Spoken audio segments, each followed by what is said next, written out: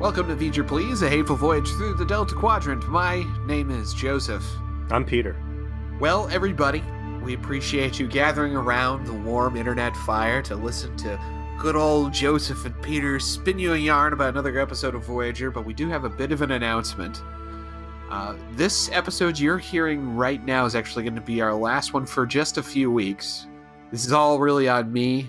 My schedule has hit a bit of a time-space eddy for the month of March of 2019, and my usual time that I can invest into recording and editing the podcast is going to evaporate a little bit. Peter's going to be away. So we decided we're just going to go dark for just a few weeks. This episode, you'll be hearing this starting on March 7th, and then the next episode that we put out will actually come out on April 4th. That's our schedule. So we appreciate your patience and understanding that, this is a hobby for us. So sometimes hobbies got to go on the shelf for a short amount of time while we deal with other stuff. And thank you, Peter, for being understanding about it.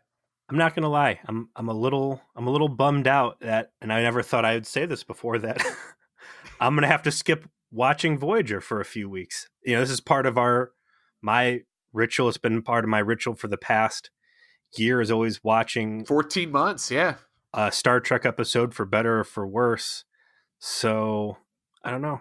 Hopefully whatever we're going to watch after this is really good, so we've got something juicy to jump back into. But yeah, I'll be in Cancun, so I'll somehow find a way to distract myself on the beach with all that beautiful green blue water and buckets. I will remind you, Peter, the last time you went on a vacation and there was a heavy amount of drinking involved, you found Star Trek stuff and then bragged about how you had a podcast. So I'm saying over the intervening weeks that we're going to be on vacation, there should be some social media posts on your part about something that you did that embarrassed yourself in regards to the podcast, or you find some strange Star Trek bar or something. I'll tell you what, man. When the Mexican cartels kidnap my gringo ass and ransom me back to my family, I will try my damnedest to turn as many of my ski masked kidnappers into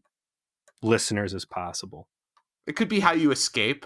They just realize that there's nothing they could do that would torture you more. and then they just have to let you go. They're like, this man's too serious for us.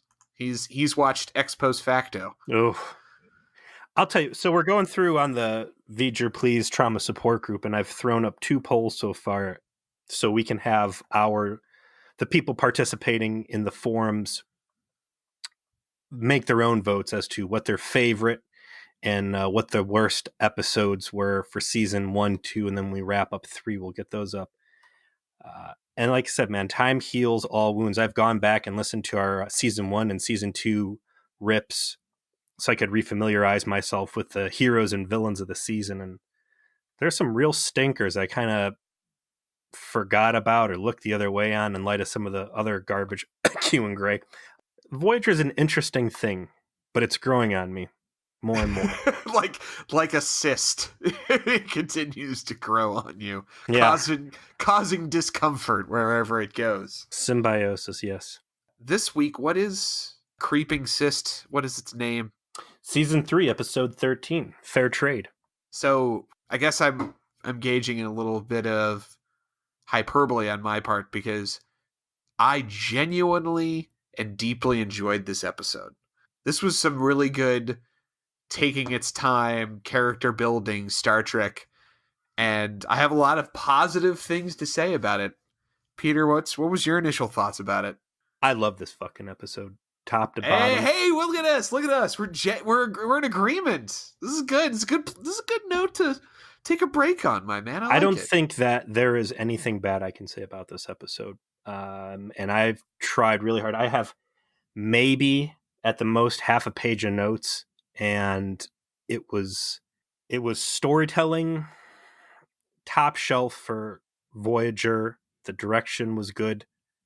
Characters were all fleshed out and good. And what I liked about this was it made the Delta Quadrant feel lived in.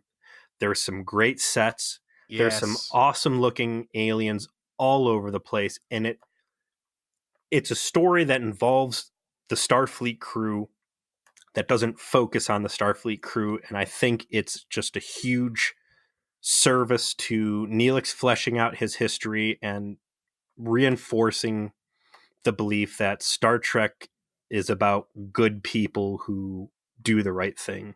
You've rung pretty much every single bell with everything you just had to say.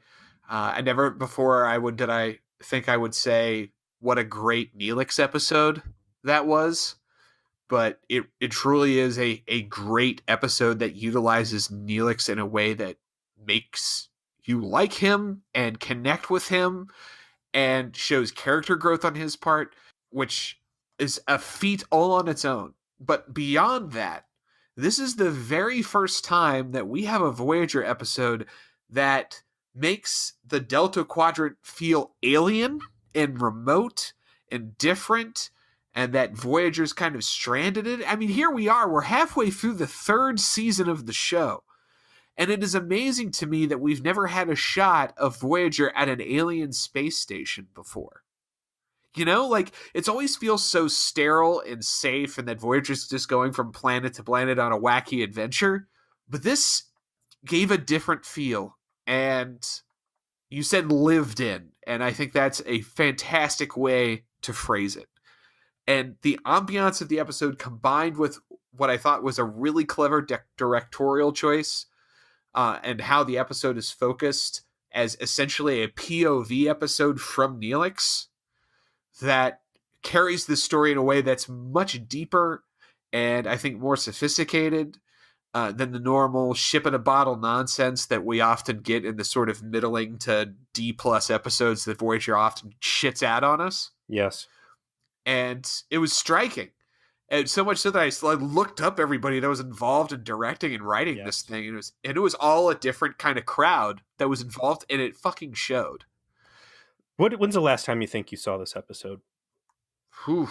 Not recently enough. I remember the major story beats very well. I didn't remember how well it was made. So probably 15 years. So this wasn't like a standout, oh, I really love this episode, I'm excited to dig back in.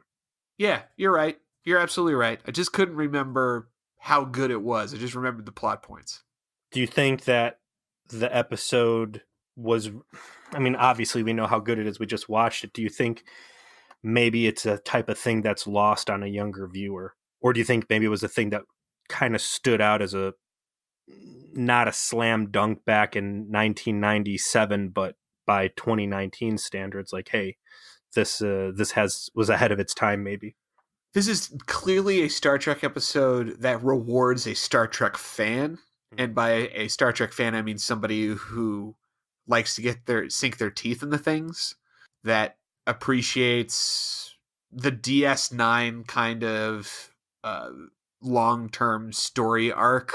You know, maybe that's why they don't really do a lot of Voyager docked at space stations, because DS9 was a story about a space station running at the same time. You're probably right. I certainly understand why it is that they might want to steer away from doing too much of it.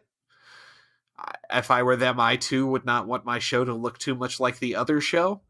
Do you remember, I think it was a Next Gen episode, and it might have been the one where they found out that Spock was on Vulcan, and at some point the Enterprise had to go to a ship graveyard.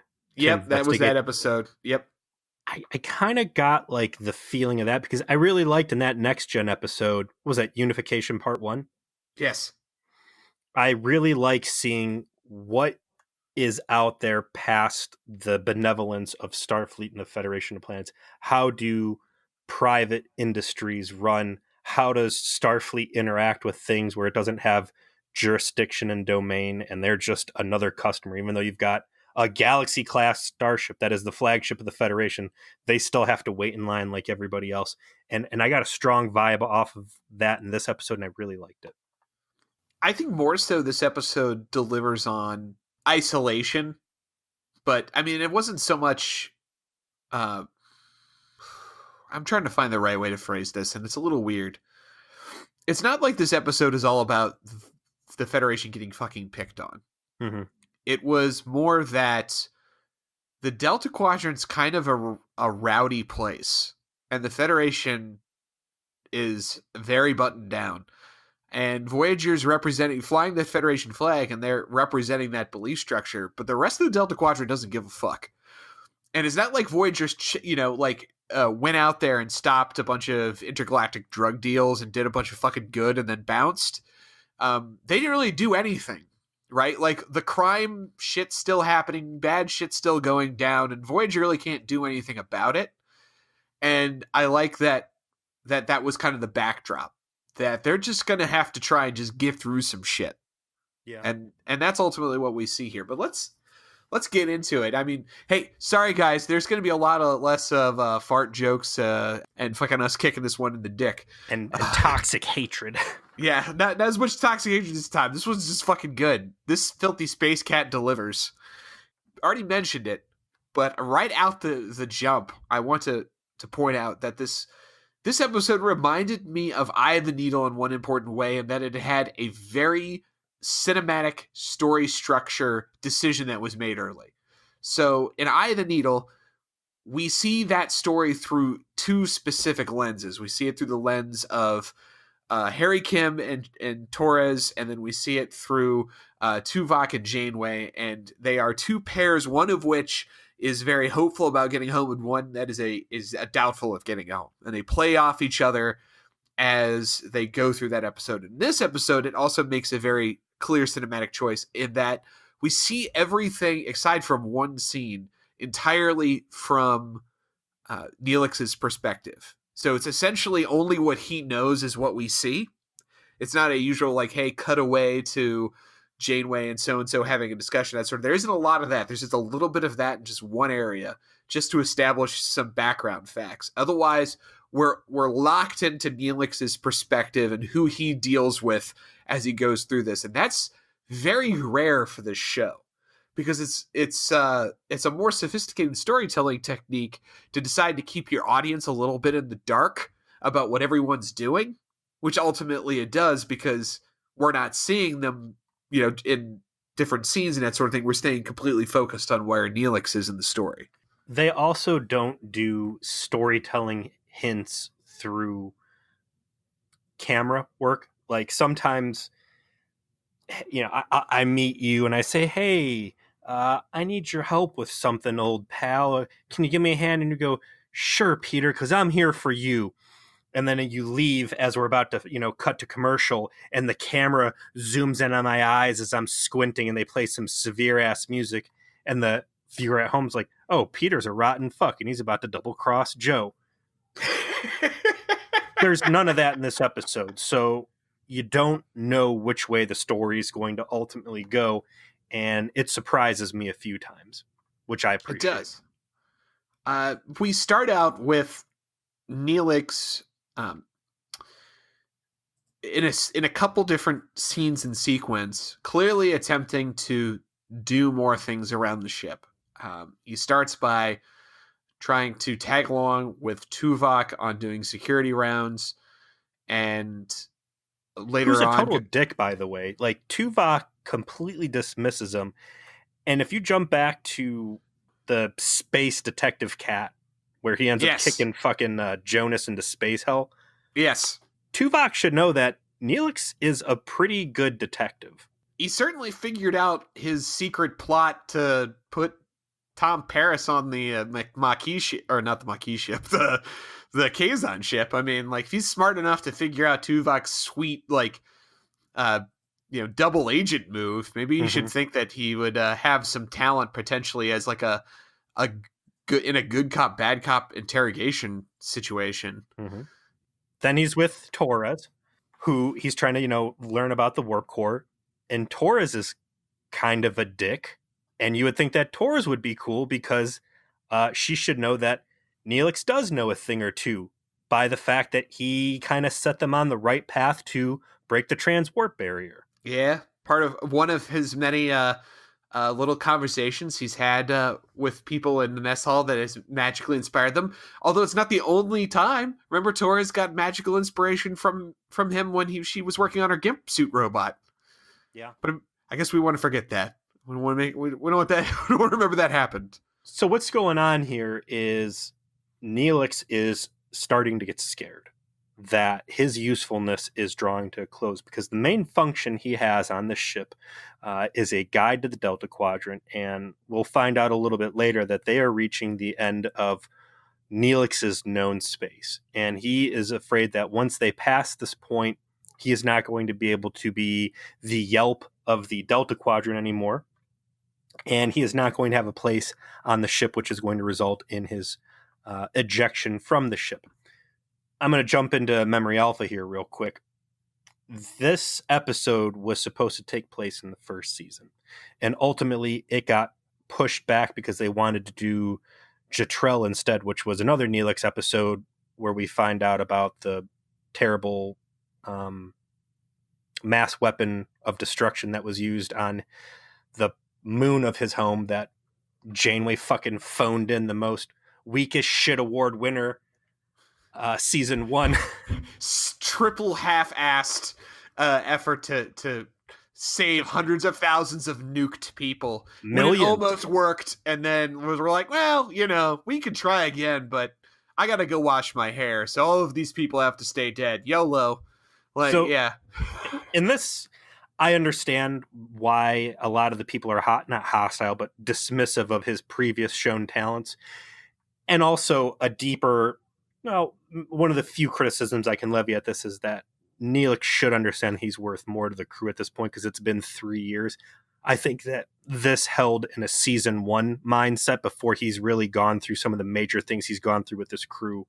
You can understand that maybe he doesn't really understand things and would have this fear. No, I want to give a little bit more rope on that. I actually completely understand why even now in the middle of season 3 he might have that in his mind, and that's because when you have this kind of insecurity that he clearly has, and you've lived the life that he's lived, yeah, it's been a good couple of years, but you have that gnawing thing in the back of your mind that says, I'm useless, I'm worthless, or this is a transactional relationship, or whatever your damage is. Yeah. And that never goes away. And that's a very real thing. And I totally bought that. Yeah, he had this lingering feeling in the back of his mind that he needed to make himself more useful in more ways, and was dreading having to cop to the fact that he didn't know anything about the rest of the journey that Voyager was taking. I buy it. What's cool about Neelix is if we take him out of the clown shoes that we often see him in and we put Neelix on paper, we put what could be new Jack Neelix. And that's certainly something that gets touched on in this. We spent that entire, what was that, Resistance? Making fun of Neelix's New York crack dealer career. But it's real. He was a bad guy. Well, maybe not a bad guy, but he has a shady past, and it's very real in this episode. Yeah, he was a smuggler. I mean, given that in this episode he's basically facilitating a deal in space meth. Yeah. He is a go-getter and he is a hustler. And rather than sit there and be victimized and be, fate's a subject of fate, he instead buckles down and says, I need to stay on this. What can I do to make myself critical? So I appreciate the hustle he's putting in here to try and reinvent himself on the ship rather than suffer a consequence of that he's fearing. And like you're saying, I don't know if it's a low self-esteem that the character is supposed to suffer, or if he is motivated by the trauma of knowing that it sucks to be adrift in space in your little hobo trash ship, eating scraps and cockroaches and whatever else is around until you're able to make ends meet and buy your next meal. Well, did you notice, by the way, when Neelix was in engineering, they make sure to have a few separate scenes where you're dealing with Ensign Vorik, the Vulcan. Yeah. So this guy, Vorik, we get introduced. His first point of order is to try to correct Chief Engineer Torres on what tools she should be using for the job. And this Vorik guy has the worst Vulcan haircut of all time and this ill-fitted ass suit. It's very clear they're building him into a secondary character, which I certainly appreciate. You know, my wife was watching this, and the third time he shows up and is like clearly has dialogue and is somebody that is supposed to be a guy. Mm-hmm. She just was like, "Hey, audience, this guy's important. Keep this guy in mind. He's important." No, who is this guy supposed to be? This was supposed to be Ensign Tarek from Lower Decks, who's played by the same guy. Yes. This is played by Alexander Enberg, who played in the 6th season. I know. Seventh season Lower Decks, where he was the Vulcan who was part of that little crew of job doers on TNG, one of the best episodes of TNG. This was supposed to be that guy. I saw him get mentioned in Memory Alpha, and I skipped that entire article because I don't want to know what. I figured it's going to have spoilers or something about him. It's totally his voice. I hear it plain as day in my head. I mean, that's got to be a couple years after TNG's out, so everybody changes a little bit. But that's now 2 characters that they have made part of the Voyager crew that were old TNG guys, and yet again, was it a name change so they could sidestep copyright? Yeah, fucking royalty payout. Just exactly, the same reason as to why they couldn't use Lacano instead had to make basically another version of him to be Tom Paris. If they used Tarek in this episode, then they would be paying the writers of Lower Decks for every episode that he appeared in Voyager. Man, let me tell you what, like, doing it with just the Tom Paris treatment is one thing, but when you as a show and a franchise start making a habit of plundering your own characters, doing this bullshit name swap just so you could pirate your own work, it starts getting pretty shitty.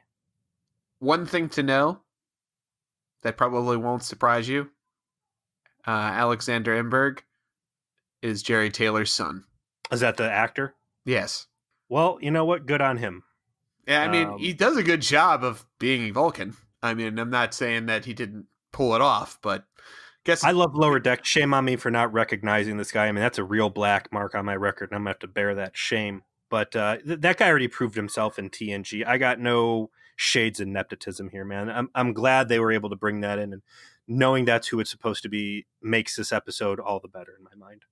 They reached this part of space called the Necrit Expanse. It's a big, nasty-looking space rash, and Neelix says he doesn't know much about what's going on in there, except that it's dangerous, but he does know there's a space station nearby. But they start to play up that his memory's a little foggy. He doesn't know where it is, but fortunately the sensors find it, and they head over to it.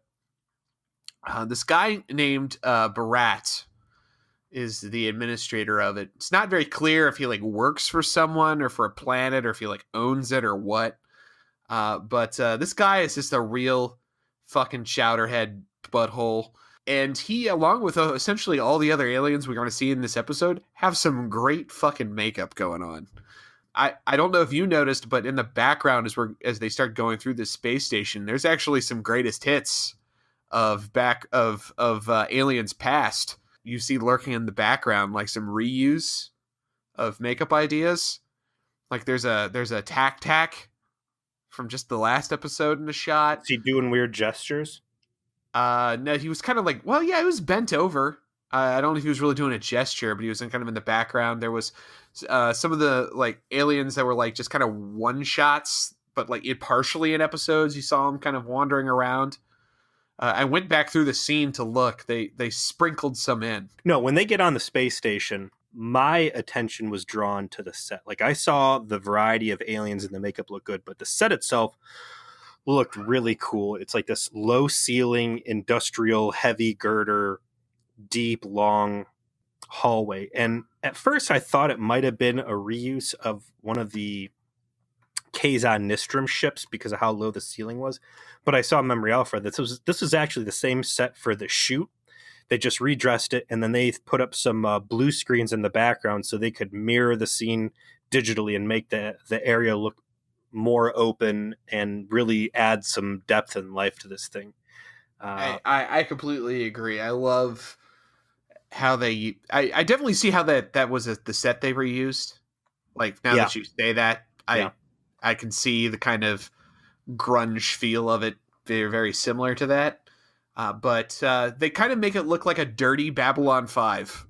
That's what I yeah. was thinking of kind of goes the vibe I got off of it. It was like this is the version of Babylon 5 that's like in the bad part of town where you get your cell phone cards.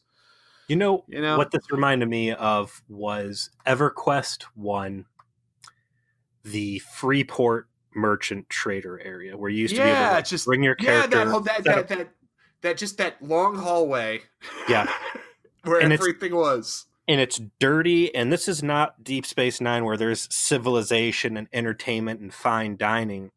This is a commerce floor where there's people who might as well be standing around like bales of straw just hustling and trading stuff, because this is the fringe of civilization before you get into this weird nebula. Nobody really knows what's going on in there. Nobody scrupulous is in this area. What I like when they were approaching this, and this was kind of a plea of desperation out of Neelix when you knew what was going on. They're like, hey, what's going on in that? And Neelix is like, that's bad news in that nebula. I suggest we go around it. And I forget if it was Chakotay or Tuvok. They're like, no way, man. This thing's like light years, like hundreds of light years wide. Thousands of light years. That would add a ton of time on our trip, which is obviously Neelix wanting to extend his usefulness, but they're not having. They're going to push through it. So yeah, this is a very Oregon Trail utilitarian trading outpost. And this administrator, who's super paranoid. When Janeway finally has her meeting with the station administrator, he's just bouncing back and forth between security cameras, just up in everybody's shit. Because the rule on the station is this dude gets a 20% cut of everything, and he's not. When you have a monopoly, like hell yeah. I mean, might as well get your space cheddar while you can. And it's really cool to see like these space logistics. These ships are not self-contained cities. They need supplies. They need this. How did the station get out there? Who built it? What's the original purpose? Was it repurposed off of something else? I think there's a lot of rich history to tell on this, and it's neat that they don't spell it out explicitly, and you can kind of let your mind wonder. But you get a feel for it. Like, they don't tell you, but you kind of like see it, and the visuals tell you a story. And we have praised before, and I will not ever spare the opportunity to praise again the show when it allows the viewer's intelligence to be honored in such a way. They get onto the station, they start to try and do deals, and we do have the scene where Janeway has the conversation with the administrator where he insists on the 20%, and then Paris and Chakotay actually get accosted by a merchant while they're wandering around, and it's straight up a guy who's attempting to sell them space meth. It's even like blue crystals in a little vial, saying how high as shit. Take this space meth, you'll be high for 7 days. You won't even know what the fuck you are. What's the drug in Fallout? There's jet. Jet is the drug. Yeah, but yeah, it's space rock. This is good for your warp engines and your nose. So you get the seedy feel right off the bat with the drug dealer. I mean, and Chakotay's all like, "No, damn it, I told you no. I only get high with hand vibrators. Fuck off, little man." Yeah, only if it's religious. Now get out. Can I point out on Chakotay that it's been a long time since he's really pissed me off? And listening back on our season 1 and 2 rips, his character's really come a long way, and I'm sure we're doing for some mopey, whiny neckbeard stuff, but I think recently, as hard as we've shit on him in the past, I think he's done a good job of portraying the character without just blending in. Like, he's had flavor, but it's just been appropriate for what we need to see out of his role. Last episode was good for him because it was him in command in a way that was just credible off the cuff. But man, he's got a lot to make up for after the shitty house on the prairie. Like, after trying to milady Janeway for 45 minutes, I Listen, he's need to show me something here, and we need to steer far away from any more backstory adventures. I'm just with saying him. his progress report is looking promising is all. I'm not saying he's forgiven of all past sins, but the work is being noted. It's moving from unacceptable to needs improvement. So while they're on the station, Neelix is looking for a map, and he's told, like, are you crazy? There ain't going to be any map of this expanse because it's too unstable. When he runs into a fellow Talaxian named Wixaban, who he calls Wix. They are obviously well acquainted with each other and have a happy reunion. Go to have a drink. And we get some backstory from between the two of them that makes it clear that these two were doing dirt together. And Wix took the fall for a deal gone bad with some people named the Ubians. And it's never clear what they were dealing exactly, but it was clearly illegal. And it was enough that Wix landed in prison after he got caught. And he kind of like rolled on the whole beef so that Neelix got away. Here's what I love about Wix. We established that he and Neelix were shady dudes.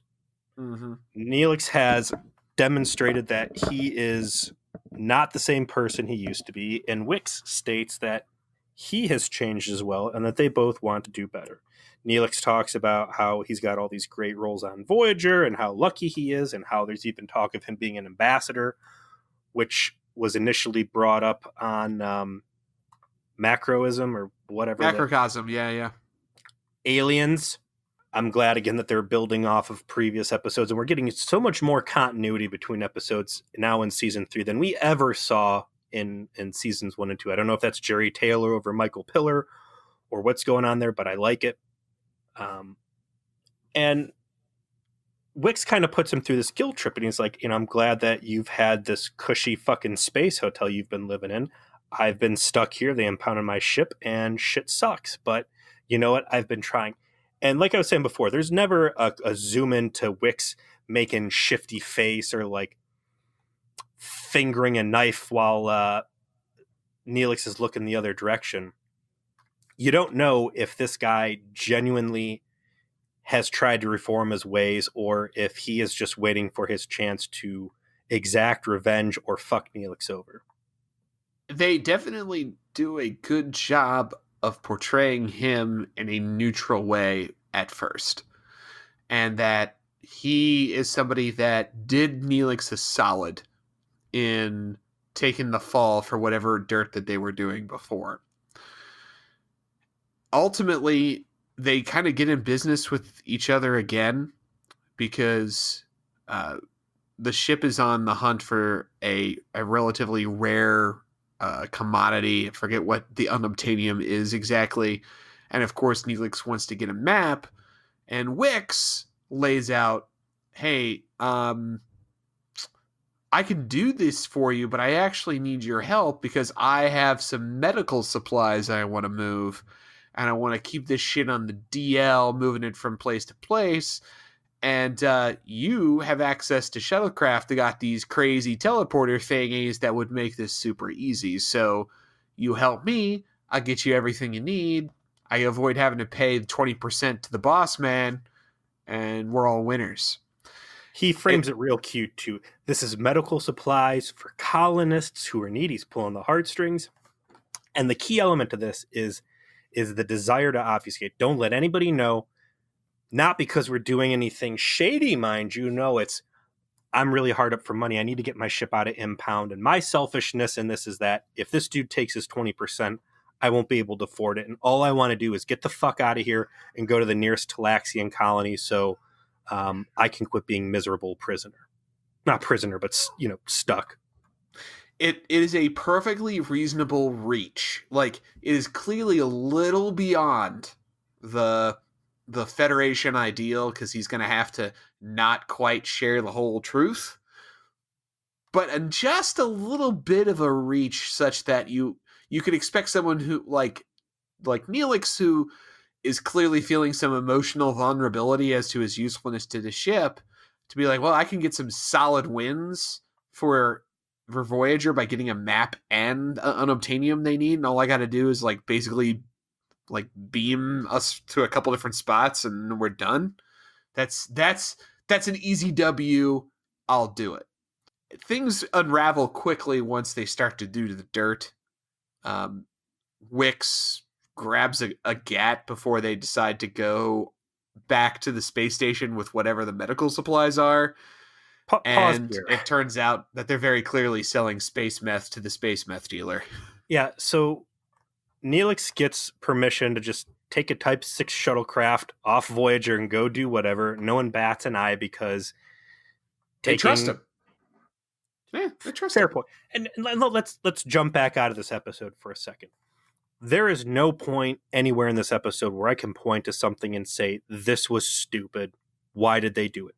Neelix very often is a fucking moron, needlessly wandering off in dangerous places and getting fucked up, or dangerous cheese that, cripples the ship, or grabbing the space cake and taking it to the bridge. Having Hogan stand on the X in front of the Jack in a Box space worm. I got him killed. Yeah, you did. And in this episode, he gets in some hot water, and I look at the end of it and I say, was this a reasonable situation for him to get in? Did he do something stupid? And it all starts off so innocent, like you're saying, that there is, like any good crime movie, just the guy who didn't mean to get in so deep, and before he knows it, he's, owes space mafia. That's the story they're telling here. And I don't think that there's any point where he really makes a blatantly stupid decision that I couldn't have seen myself making. When they have this Type 6 shuttlecraft and they drive off to go pick up what he thinks is space medicine, yeah, they're flying back to the station. He's like, all right, we're going to go do this meeting with, what the hell's this guy's name? Tosin, I think.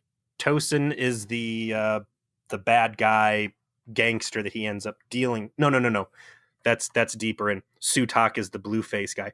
Yeah, and like Wix just goes in this random little glove box on the ship and pulls this phaser out that's just laying there on its side. Like, how does Wix know there's a gun in there, and why is there even a gun in there to start off with? That seems like some real sloppy operational security. But you know what? Under Tuvix had his shit together. Under that clown Tuvok, who just gets stole on left and right. Yeah, I guess, just rando guns laying around the place aren't that stretch of the imagination. So they wind up in this shady drug deal, and the shady drug deal goes wrong when the buyers try and jump Wix and Neelix. Wix busts out his phaser and immediately fucking just wastes the drug dealer, just kills the shit out of him, and gets Neelix to beam him back onto the shuttlecraft. They get back on the shuttlecraft, and Neelix is like, no, fuck you. I can't believe you just got me involved in a drug deal. This is not some shit that I wanted to do anymore. Whatever I owed you before. I'm not New Jack Neelix anymore. That's behind me now. My New Jack Neelix days are dead. I wasn't wearing the coat. Damn it. Unless I am dealing for warp crack rock, that shit does not leave the closet. That's for emergency cases only. Sadly, I did not have this available to me, and as a consequence, I was not prepared to do illegal drug deals. What if the New Jack Neelix coat is like an alien symbiote like Venom, and once he puts that on, he's, yes, we are ready to get out and sell space drugs. We will make much money. Many credits to be had. Many fools to get dusted. Wix convinces Neelix to not talk about what happened by playing on his insecurities and saying, listen, if you tell your captain that you just tried to deal space meth, she's gonna fucking kick you out. Like, you're already worried that you're on the fucking end of your rope with their usefulness. How much worse is it gonna be if you also let them know you started dealing space rock? Or that you were. I mean, he basically threatens to out all of Neelix's dirty.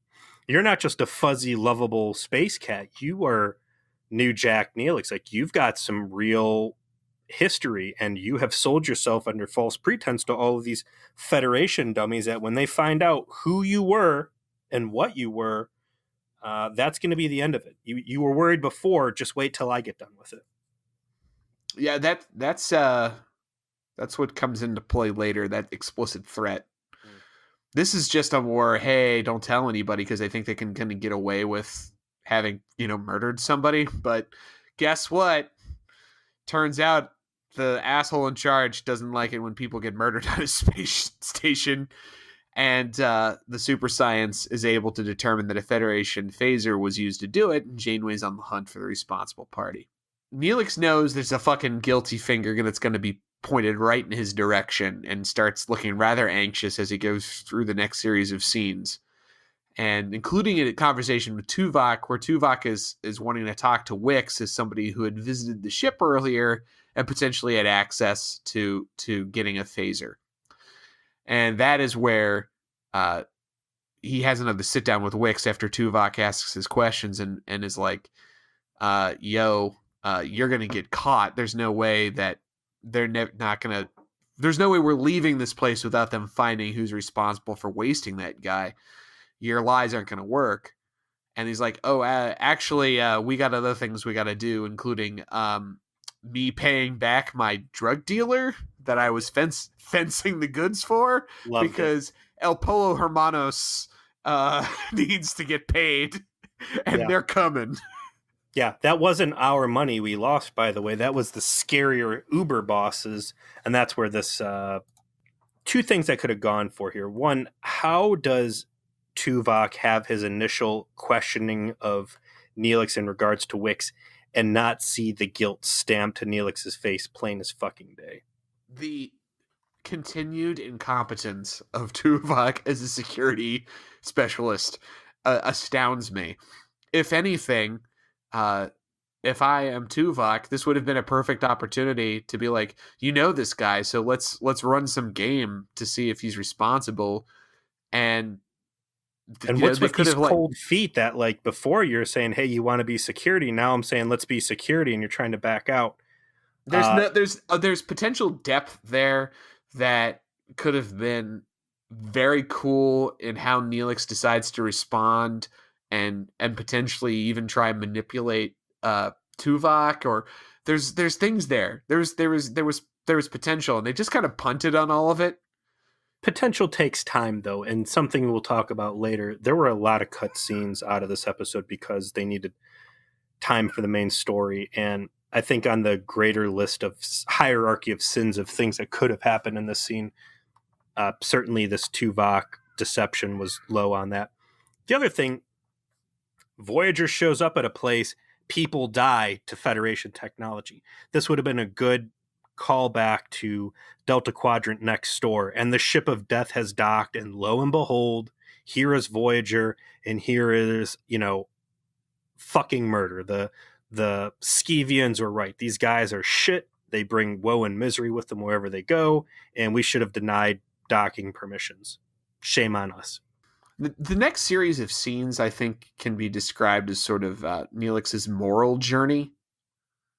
Because what he ends up doing is going first to Tom Paris, and then after that, having a kind of conversation with Vorik, and then kind of facing down the idea of essentially stealing from Voyager to make good on the drug deal debt. And I think it's very effectively done. He goes to Tom. He essentially finally broaches the question of, like, how did you get put in jail? I love this. And Tom says, like, ultimately the reason I wound up in the situation I was in is because I didn't tell the truth. And I think this is interesting from Tom's perspective, because this is obviously backstory we've had from the beginning, and it hasn't been talked about really since. It goes to your continuity point from earlier. Mm-hmm. But he says, like, I made a mistake, and mistakes happen. People make mistakes.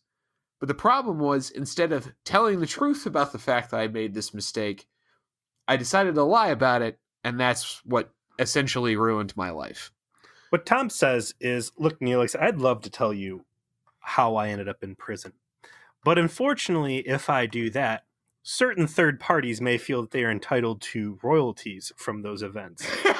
And I have to go through the Starfleet character witness protection program and change my name so that that other person may never be spoken of again. I like this. Neelix and Tom have had a developing bromance for a while. I was really hoping that Neelix was going to turn to him in a time of need and say, look, dude, I need your help bad on this. I'm supposed to steal warp plasma. I'm supposed to pull a Seska here and take Federation resources and give it to these space savages, or they're going to cut my balls off and feed them to me. Please help with your prison antics. You've already been to the prison once. I'm sorry. Tell me of jail. How do I jail? Tell Is me, it true I have to kill someone? Your levels when you went to space jail with Harry Kim. I know you've got all kinds of tips for me. Mm-hmm. How does one go about finding an appropriate space jail murder pipe? Tell me your secrets. Hey man, what if we still had Lon Suter and like that would have been the first place to look like? I'm having this meeting because someone has gone on the station and killed somebody in cold blood. Now, Lon, I don't want to finger point, but where were you last night?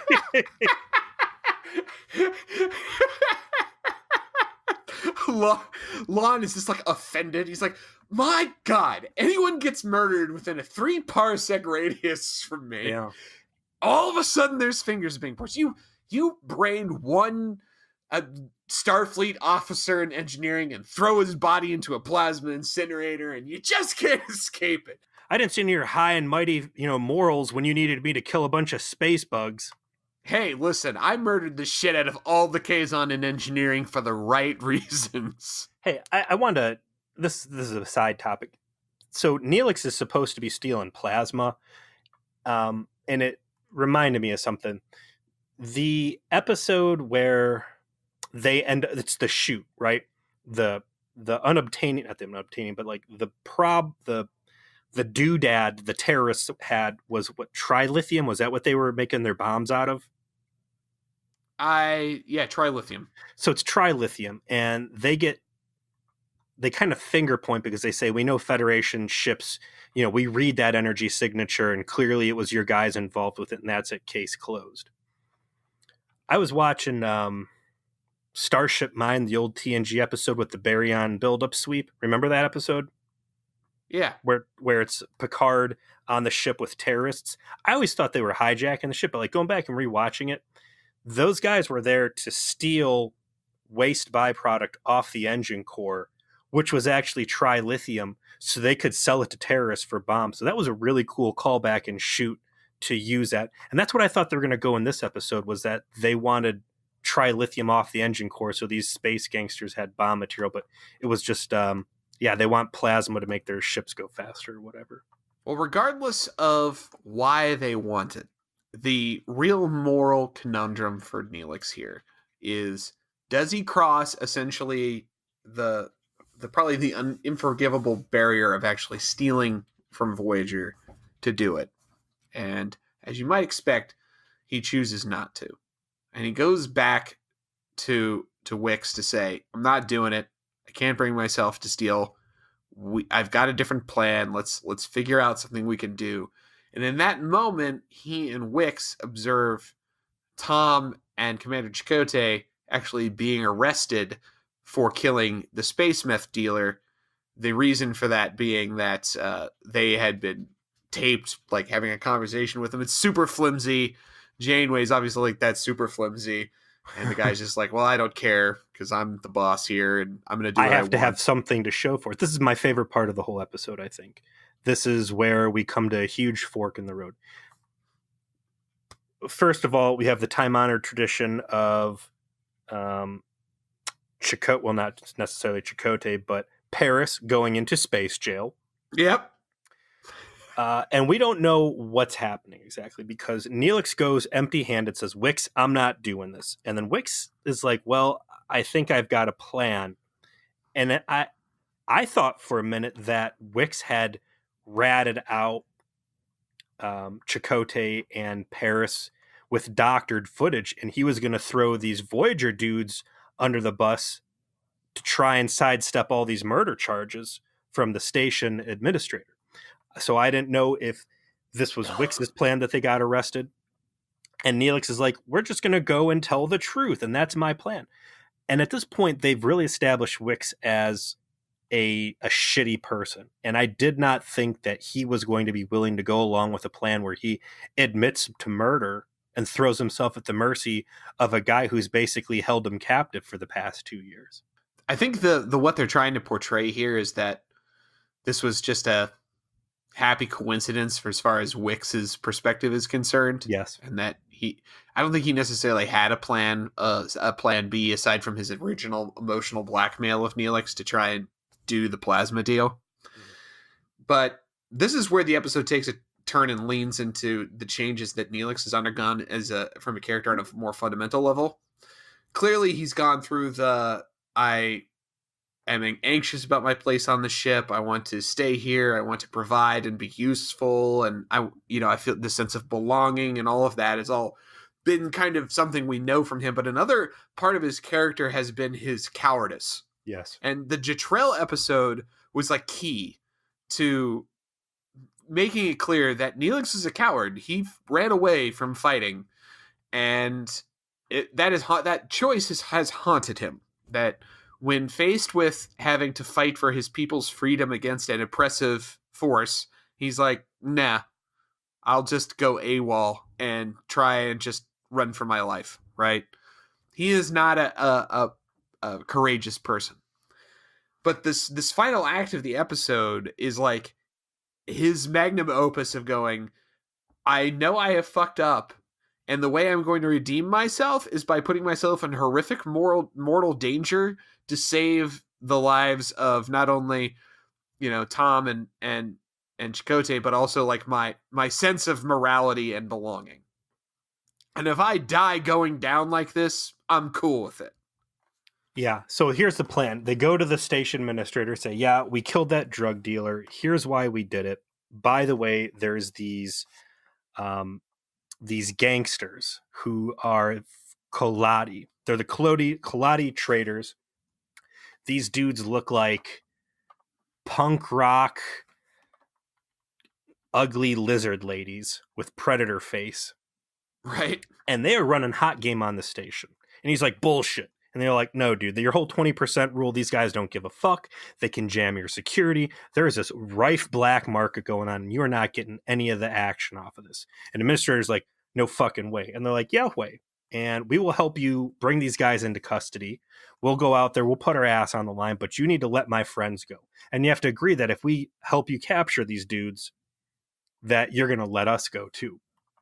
And the administrator goes, you're not going to survive it. I've got no skin in this game if you get fucked up. So sure, I'll let these Starfleet guys go. I just want to punish you two for doing this. So if the result is I actually get some fucking bigger fish or you both die anyway, I'm a winner. So yeah.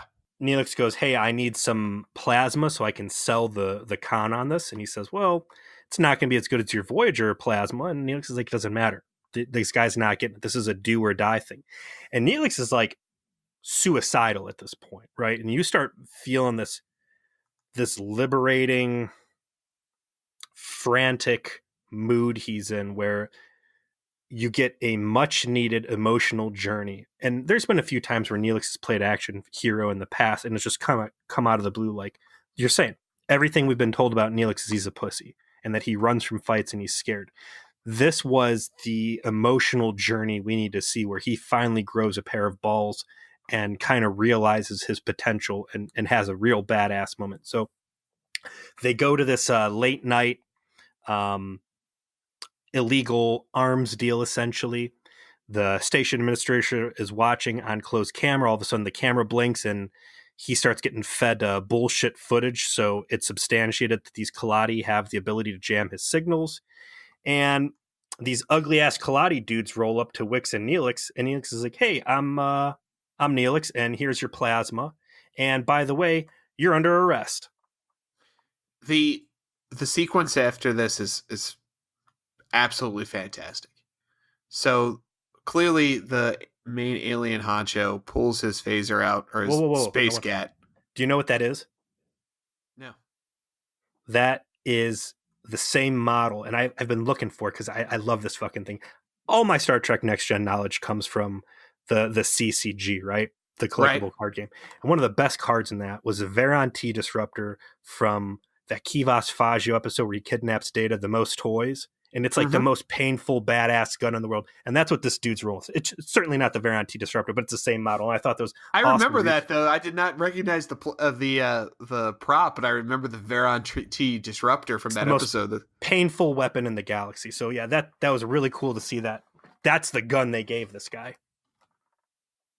And what Neelix says to this guy is, listen, I actually took the safeties off that plasma fuel cell that you have in front of you, and it is now filling this entire compartment with plasma particles. And if you shoot your plasma-based weaponry at me, it's going to ignite and kill us all.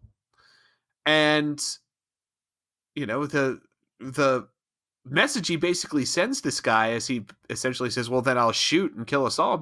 He says, fucking do it. Do it.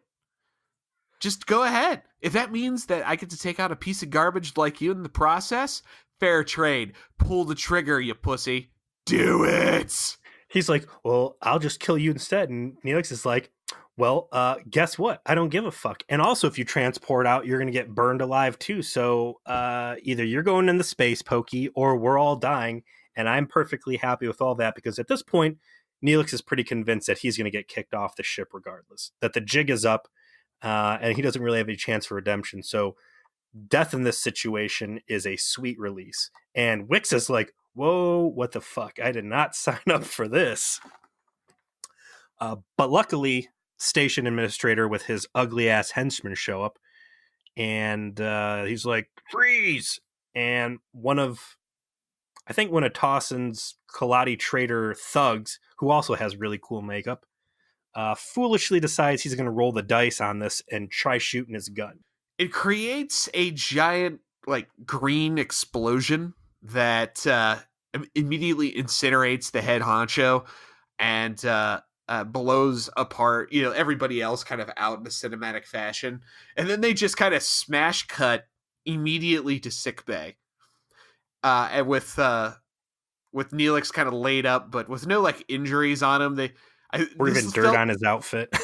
This felt like a we ran out of money move. That they spent all this money and all this makeup and all these sets and all looked great, but they couldn't do a bunch of burn shit too on top of it. And they're like, you know what?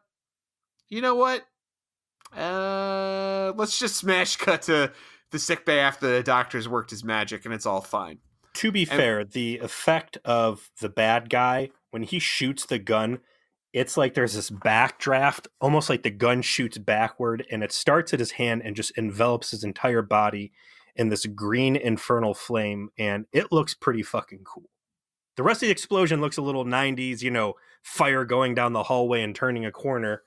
But that initial death scene looks good, and if that came at the cost of Neelix just laid up in bed on a cop-out makeup there, I can live with it.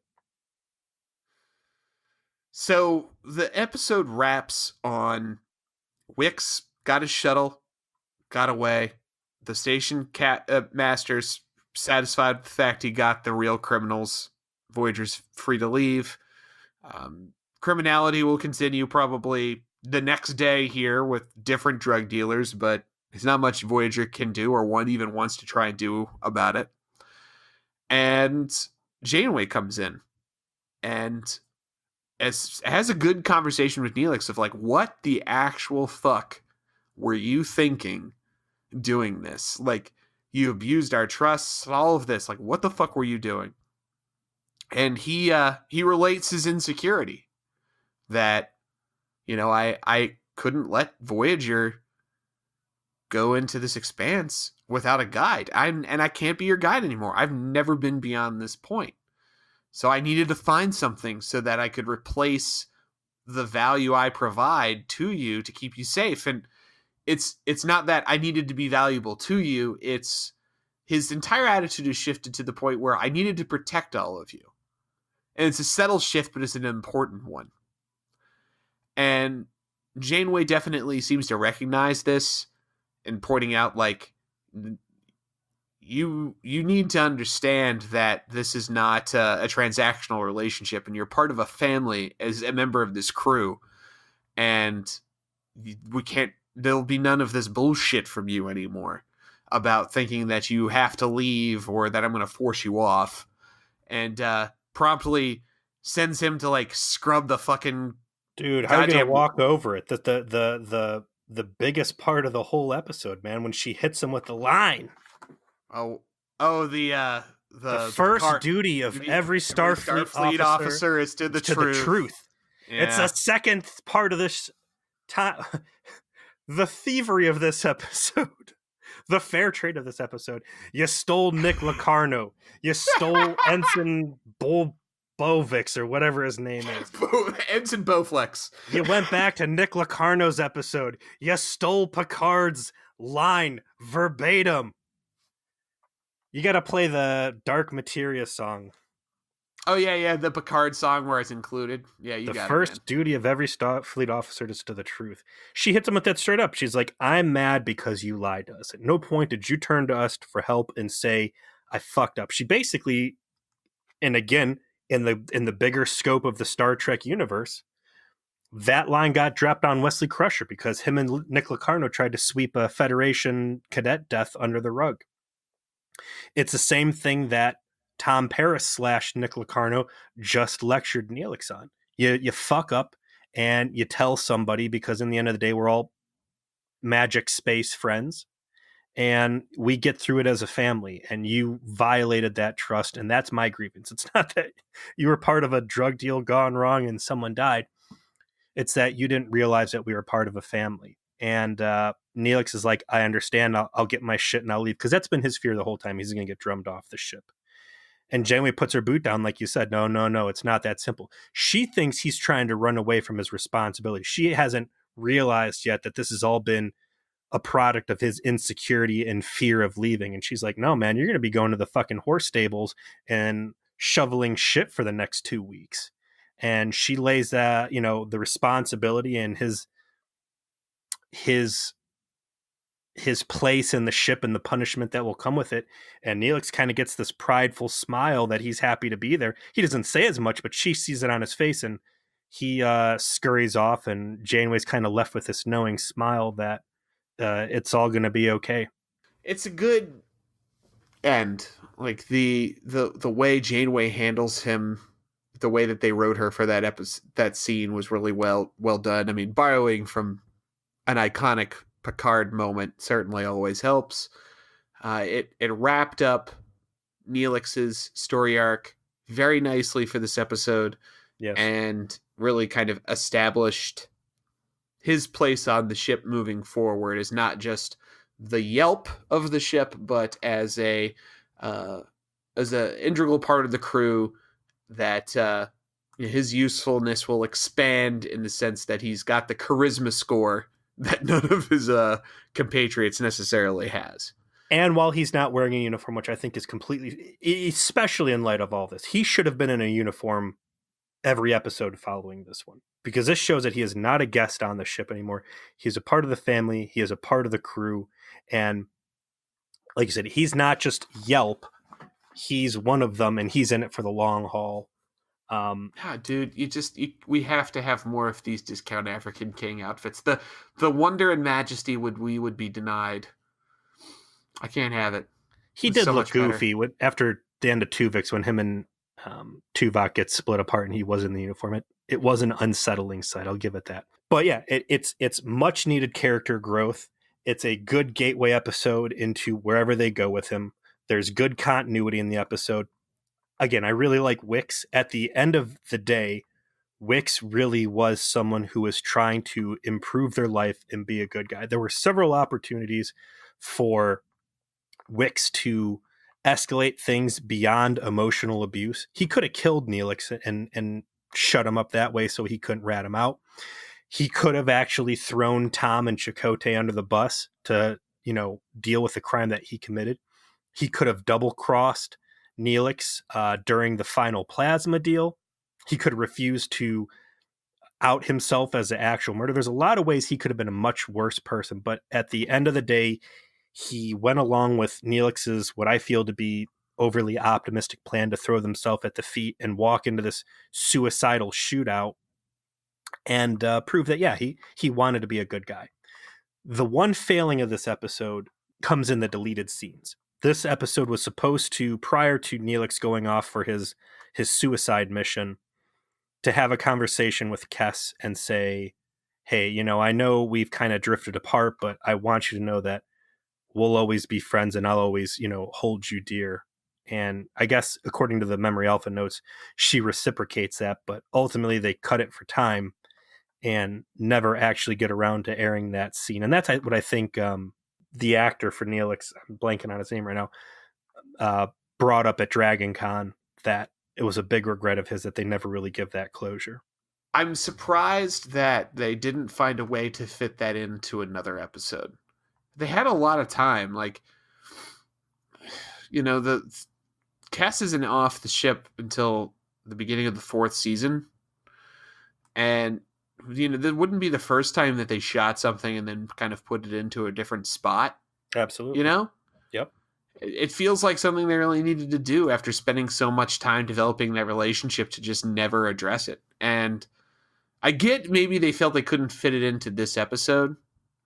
And, you know, maybe no one's ever seen it, so I don't know if the tone would have fit someplace else or not. But yeah, it's a real miss that they shot that, didn't use it, and then never went back and tried to reestablish a coda to that relationship and just kind of let it just like, all right, it's just over. What you saw in Warlord was the end. I'm going to venture a guess that sometime between now and the beginning of the 4th season, we're going to have a couple of dud episodes that are just boring shit episodes where they could have really easily fit that in. So we'll see. All right, man. So while we have a bit of a break here, what is the episode we'll be watching when we reconvene this hateful voyage through the Delta Quadrant? We're going to be coming back on season 3, episode 14, Alter Ego. We have Tuvok sitting in front of what looks like his collection of popsicle sticks that he has glued into a sphere. Okay. Harry Kim finds himself in love with Mariana, a character from Neelix's Polynesian Resort holodeck program. Actually, Netflix description, that holodeck program is Talaxian, not Polynesian. This sounds like a terrible episode. I'm glad we could spend the next several weeks ruminating to ourselves about how Harry Kim's going to fall in love with his vibrator. That's exactly where I think that we need to be in our headspace. It's good. Is she one of the solid content. Volleyball girls? I mean, you know, it's one thing to enjoy your sex toys. It's another thing to have an emotional attachment to them. But, you know. I don't think you're ever going to do any better than the love triangle that Riker fell into with Minuet. And I think Minuet got some great mileage in TNG, later appearing as his wife in Future Imperfect Romulan holodeck ruse. Talk about good continuity. That was a call back. Wasn't it, though? I mean, that was season 5, maybe season 4, going all the way back to like early season 1. Yeah.